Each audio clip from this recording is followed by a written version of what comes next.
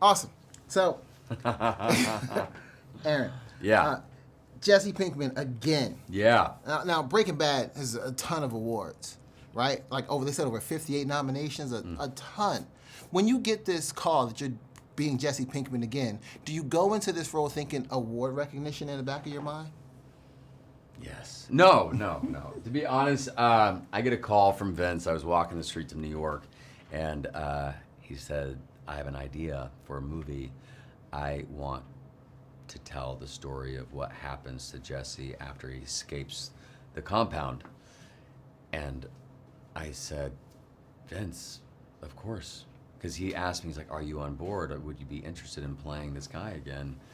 And I mean, I say this all the time. I would follow Vince into a fire. You know, I mean, I trust him so much. He gave me a career, a role of a lifetime. And he's not going to do a movie just to do a movie. He doesn't need to. Yeah. You know, he's incredibly successful. And he has a legacy out there. He, out of everyone, does not want to mess that up. And so he would only tell this story if there was a purpose to tell the story, and I think he found one. Yeah.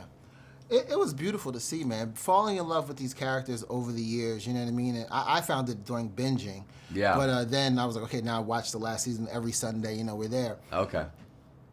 For you, what does this character mean to you? Because you said it changed your life. Yeah. So what does Jesse mean to you? Have you ever thought about that? Yeah, no, absolutely. You know, I played the guy in the series. It was 7 years from pilot to finale, so it was a long time. And I love the guy. You know, he was just emotionally just tortured and abused and has gone through so much turmoil, torture. And I felt every bit of those emotions, and then some. And so he means a lot to me. Yeah. You know, I mean, he gave me a career. Vince Gilligan, and this role just slammed open so many doors for me. And so, yeah, he means a lot.